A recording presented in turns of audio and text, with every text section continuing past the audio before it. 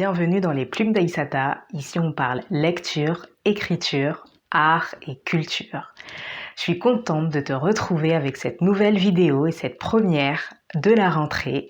Et cette fois-ci on parlera écriture. Il y a quelques semaines, j'ai partagé sur Instagram et sur Facebook que je fêtais cette année, la deuxième année de la publication de mon premier livre, Ce qu'il nous reste. Le voici. Et pour l'occasion, je disais que je ferais une vidéo dans laquelle je parlerai de mon parcours en tant qu'autrice auto-éditée depuis maintenant 2 ans. La voici, chose promise, chose due, donc reste connecté et n'hésite surtout pas à t'abonner, à partager. Je vous prépare plein de petites vidéos pour le second semestre, donc abonne-toi, n'hésite pas à partager et reste connecté. Il y a quelques semaines, plus précisément le 31 juillet 2022, je fêtais la deuxième année de la publication de mon premier livre, Ce qu'il nous reste. Voilà 2 ans que je suis officiellement autrice auto-éditée et que j'avance à mon rythme et que vous suivez peut-être mes partages, mon actualité, que ce soit sur Instagram, sur Facebook, sur YouTube maintenant, ou tout simplement via mon site internet Les Plumes d'Aïssata. Je souhaitais faire cette vidéo parce que je voulais tout simplement faire mon retour d'expérience en tant qu'autrice auto-éditée, vous partager pour celles et ceux qui ne m'ont pas suivi depuis le début et qui ne savent peut-être pas trop comment j'en suis arrivée là, tout simplement qu'est-ce qui a fait que j'ai décidé de passer du cap de l'écriture à celui de la publication, et ensuite qu'est-ce qui s'est passé après, une fois la publication. Comment se passe en fait toute la vie, en fait l'aventure dans la vie d'une autrice auto-éditée. Si tu me regardes et que tu es lectrice ou lecteur, n'hésite pas à me dire ce que tu penses de ce partage en commentaire. C'est aussi l'occasion pour toi de voir comment se passe, comment fonctionne en fait l'auto-édition et comment j'ai pu tout simplement publier mes livres sans faire appel à une maison d'édition. Si tu me regardes et que tu es auteur ou autrice, contente d'avoir un ou une compère avec qui je vais pouvoir partager mes réussites et mes galères du moment, n'hésite pas à partager, à me dire justement toi comment tu vis ton aventure dans l'auto-édition. C'est parti. Pour commencer, on va commencer du début. L'écriture, moi et mon rapport à l'écriture. Je dirais que j'ai toujours écrit.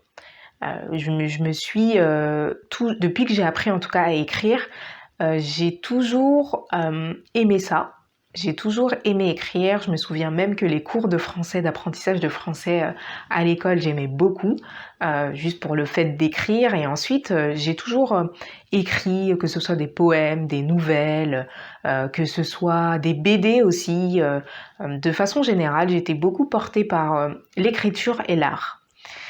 L'art dans un premier temps, parce que je me souviens qu'à un moment donné, je souhaitais devenir peintre. Je sais pas où est-ce que cette idée m'est venue, mais du coup, voilà. De façon générale, l'art m'intéressait, puis l'écriture aussi. Sauf que c'est bien plus tard, en fait, j'ai décidé que j'allais partager mes écrits. Avant ça, j'étais plutôt dans une démarche où, et encore aujourd'hui, pour moi, l'écriture, c'est un besoin. Je suis une personne réservée.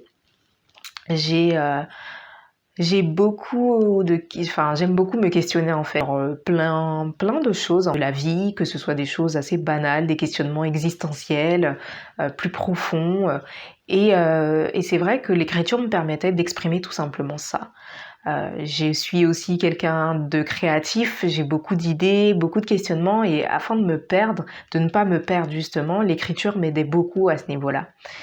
Et d'ailleurs, si tu as déjà vu mon site internet, la phrase qui porte mon site et qui porte aussi ma perception de l'écriture, c'est que pour moi, l'écriture, c'est l'expression la plus libre qui soit.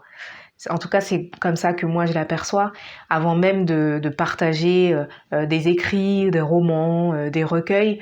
C'est avant tout ça mon rapport à l'écriture. Et c'est plusieurs années plus tard que j'ai eu ce souhait de publier. Il y a plusieurs facteurs qui ont clairement abouti à ça, car au-delà justement du fait que je voyais l'écriture que comme un besoin, il y a une période où je me questionnais quand même à l'idée de publier, parce que j'ai écrit des nouvelles, comme je disais, des poèmes, j'ai même écrit un roman, une fiction, il y a maintenant c'était en 2009, donc c'est il y a plusieurs années, mais j'étais pas encore dans cette optique-là. Et ça, c'est vraiment psychologique. J'ai vraiment eu plusieurs préjugés qui m'ont bloquée. J'en ai deux. Le premier, c'est que je percevais l'écriture pas forcément comme quelque chose dans lequel je pouvais tout simplement gagner ma vie. On pourra questionner ce point-là, notamment pour les auteurs et les autrices qui m'écoutent en ce moment. Moi aujourd'hui, l'écriture, c'est ma passion. J'aime beaucoup publier en auto-édition, mais c'est pas du tout mon domaine de compétences de base. J'ai pas étudié la littérature, même si j'appréciais beaucoup ça. Et c'est un choix stratégique. J'ai étudié dans un autre domaine qui pour moi était un domaine qui était plus safe, on va dire, pour gagner correctement ma vie. Pour en savoir plus sur cet aspect-là, n'hésite pas à regarder sur mon site internet, notamment mon livre, Ce qu'il nous reste, où je parle de façon un peu plus précise de pourquoi en fait j'ai fait ce choix stratégique en tant que fille d'immigrés maliens en France. N'hésite pas. Et donc du coup, j'ai fait ce choix stratégique où j'ai fait des études dans les ressources humaines, donc rien à voir en fait avec la littérature, l'écriture.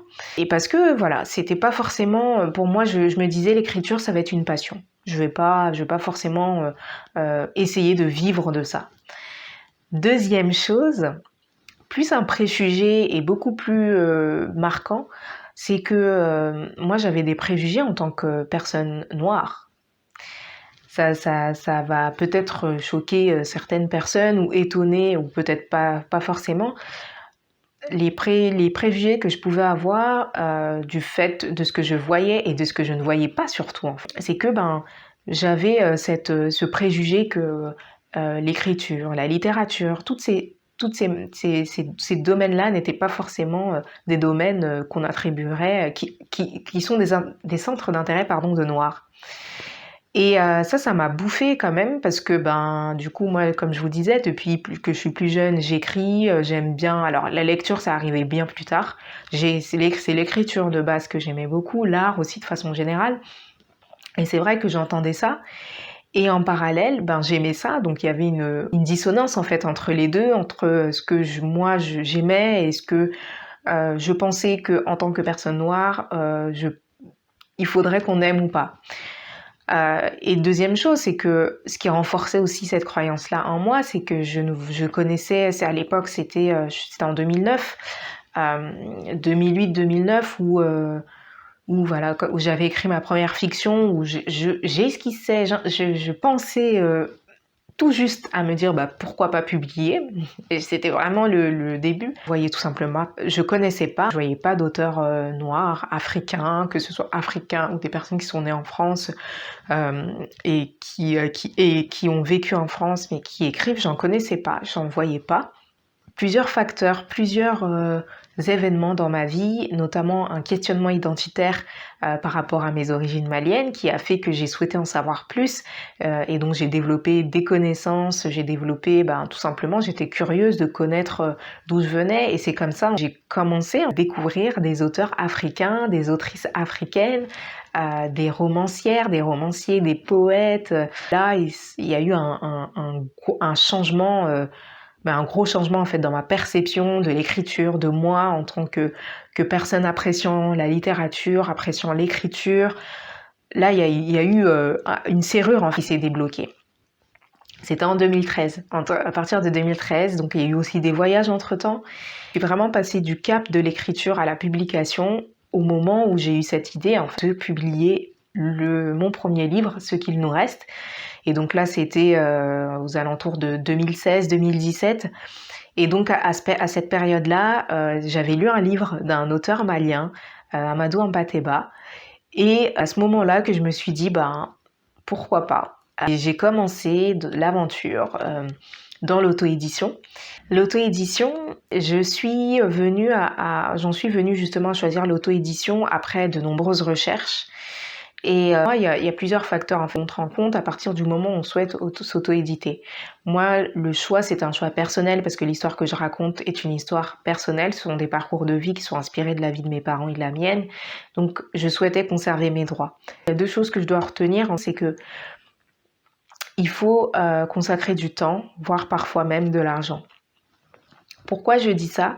Parce que en tant qu'auteur, autrice auto-édité, la différence avec une maison d'édition, c'est que on écrit son livre, puis on s'occupe de tout ce qui se passe autour, c'est-à-dire la couverture, comment elle sera, qui va la faire, est-ce que je la fais moi-même, est-ce que je fais appel à un prestataire, si oui, quel sera le prestataire? Donc, il faut aussi compter justement le budget que ça peut représenter. Ensuite, il y a toute la partie marketing. La partie marketing, elle n'est pas du tout à négliger dans le sens où ce qui est intéressant avec la maison d'édition, c'est que la maison d'édition s'occupe du démarchage dans les librairies, des salons. Donc du coup, l'auteur ou l'autrice, même s'il y a une présence quand même qui est nécessaire parce que la proximité avec les lecteurs et les lectrices est de plus en plus présente et renforcée, que on soit en auto-édition ou en maison d'édition. Pour autant, tout le travail de démarchage, il est facilité en fait par les maisons d'édition. Il y a des personnes qui font ça.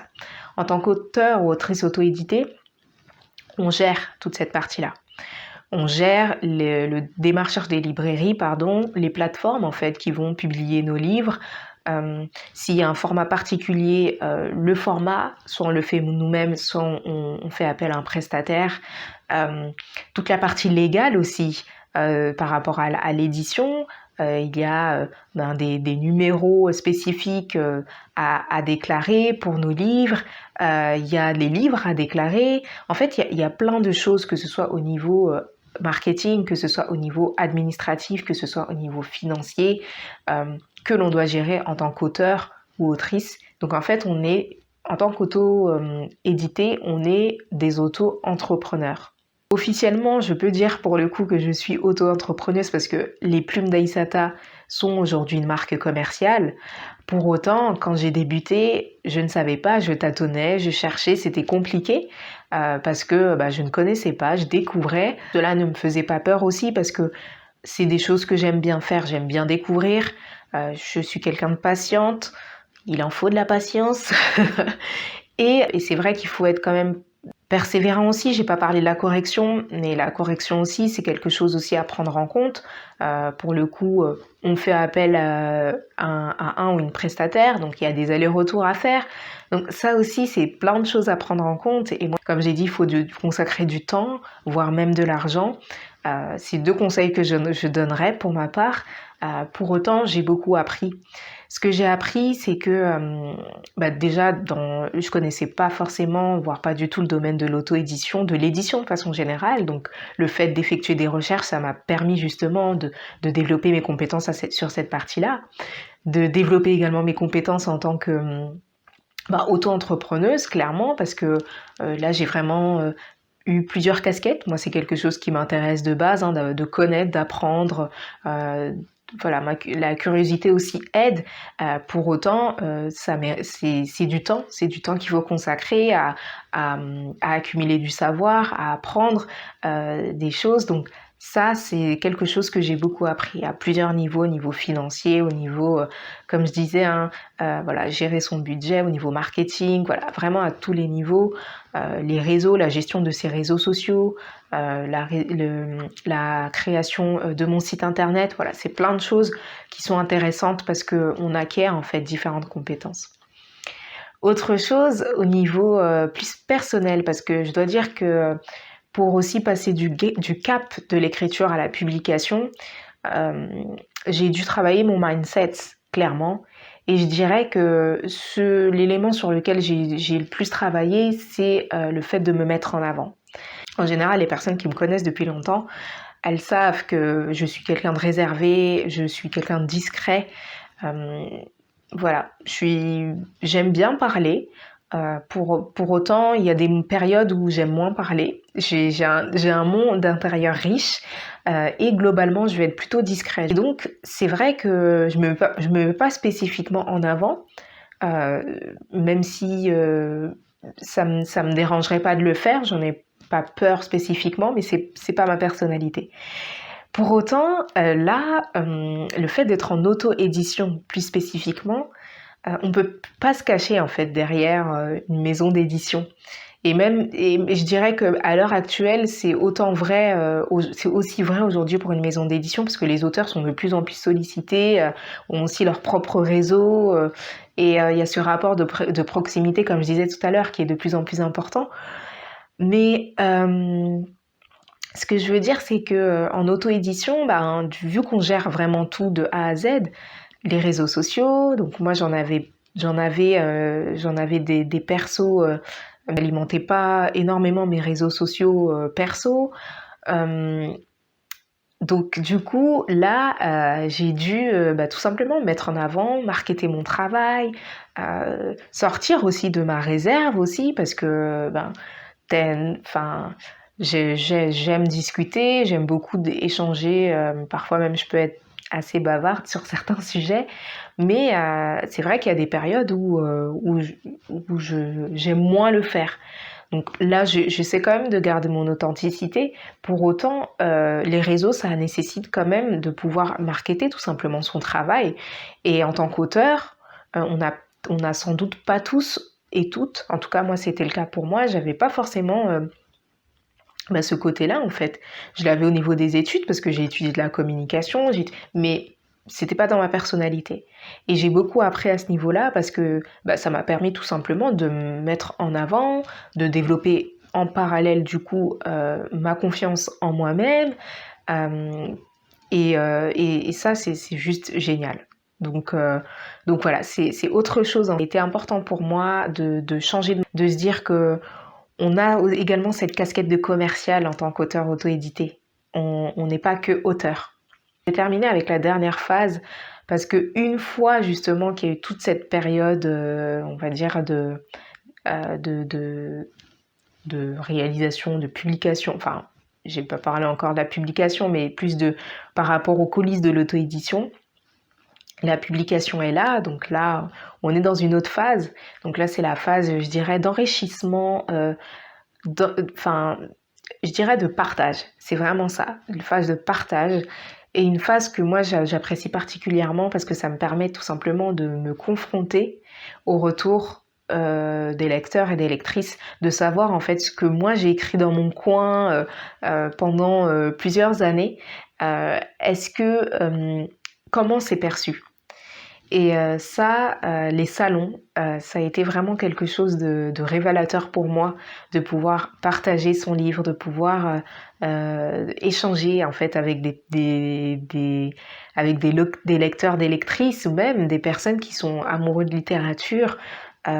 Et aussi de partager avec des auteurs et des autrices auto-édités ou même en maison d'édition, de voir aussi quels étaient leurs modes de fonctionnement, de partager nos galères aussi, de partager nos réussites. J'ai effectué plusieurs salons depuis la sortie de mon premier livre c'était en 2020. Depuis, j'ai réalisé plusieurs salons et ça m'a vraiment permis de rencontrer des personnes avec lesquelles je suis encore en contact. Via Instagram, via les réseaux, j'ai rencontré beaucoup de personnes avec lesquelles j'ai pu échanger, partager, que j'ai rencontrées et qui m'ont enrichi intellectuellement, humainement. Waouh, je trouve que cette expérience, elle est vraiment riche parce que au niveau émotionnel, elle est forte. Des moments d'échange, de rencontres, de partage, ces retours en lecteur ou de lectrice qui te qui te permettent de voir ton livre d'une autre façon. Et c'est là que je trouve vraiment beau le fait justement de partager son livre, c'est que ton livre ne t'appartient plus, dans le sens où tu as écrit et tu as voulu mettre en avant une certaine vision, une certaine perception des choses, et à travers le retour que te font les personnes qui l'ont lu, chacun et chacune ont une perception plus ou moins centré sur tel ou tel sujet. Et ça, je trouve ça vraiment intéressant et vraiment beau. Faire le lien avec l'auto-édition, hein, c'est là que je me rends compte que le nerf de la guerre, c'est vraiment l'aspect marketing, communication, l'échange, le partage. Parce qu'une fois que ton livre est publié, ton livre il est publié avec de nombreux autres livres. Donc maintenant, c'est à toi en fait de le faire vivre. Et c'est dans cette période-là dans laquelle je me trouve en ce moment, la période de consolidation par rapport au premier livre, et également la période d'ancrage. Ancrage aussi parce que si tu n'as pas suivi, le 20 mai dernier, j'ai publié mon deuxième livre. Et là, c'est pas un roman, mais c'est du coup un recueil de poésie qui s'appelle Électron libre. Donc là, je vous montre aussi. Et donc, c'est juste génial parce que ça me permet aussi d'élargir les genres en fait, mon genre d'écriture, de pouvoir partager tout ce que je souhaite partager en auto-édition. Alors je dis pas qu'en maison d'édition ce n'est pas forcément le cas. Pour autant, je trouve que j'ai cette liberté, en tout cas à date, de pouvoir vraiment partager le recueil. Je parle notamment du recueil de poésie parce que la poésie par rapport au roman, c'est pas forcément un genre qui est populaire ou prisé, même si je vois de plus en plus en fait la poésie revenir sur le devant de la scène, en tout cas notamment en France. Mais du coup, moi, c'est vraiment le genre dans lequel je m'épanouis le plus. J'écris des poèmes tout le temps, je m'inspire de beaucoup de choses. Je trouve ça bien, en fait, pouvoir partager une certaine polyvalence en mon écriture et de pouvoir aussi avoir des retours parce que j'ai déjà eu quelques premiers retours et, euh, c'est toujours aussi touchant et enrichissant. Et même d'avoir les retours constructifs parce que ça permet aussi de s'améliorer. Moi, en tant qu'autrice auto-éditée, je sais très bien que j'apprendrai toujours, en fait. Je suis toujours dans une phase d'apprentissage et les retours me permettent d'apprendre. Le fait de lire d'autres auteurs, d'autrices, me permet aussi de forger mon style, mon propre style et de pouvoir justement m'améliorer. Ce que je peux dire pour conclure, c'est que si je devais justement plus se relier à des conseils ou autres, en tout cas par rapport à mon retour d'expérience, comme je le disais en résumé, consacrer du temps, voire parfois même de l'argent, c'est aussi se mettre en avant aussi. C'est si vous êtes des personnes comme moi, plutôt réservées, vous n'aimez pas trop vous mettre en avant, ça va être le cas aussi parce que aujourd'hui, à travers les réseaux, à travers même les salons, en fait, les forums, c'est le partage aussi avec les lecteurs qui est intéressant. Alors après, aujourd'hui, moi, c'est quelque chose que j'apprécie faire, donc heureusement. Si j'aimais vraiment pas ça, là, ça allait être compliqué. Je suis pas quelqu'un de timide, donc du coup, je le vis pas comme quelque chose de stressant ou autre. C'est juste que ça demande de l'énergie. Et là, si tu es introverti, tu sais de quoi je parle. Et donc voilà. Donc voilà, je pense avoir dit l'essentiel, hein. J'ai un peu tout dit en vrac. N'hésitez pas à me dire ce que vous en pensez en commentaire de tout ça. Si vous avez des questions complémentaires aussi, n'hésitez pas à me les poser. Moi, j'y répondrai avec ce que je sais. Et puis, on se dit à très bientôt pour une prochaine vidéo. Salut!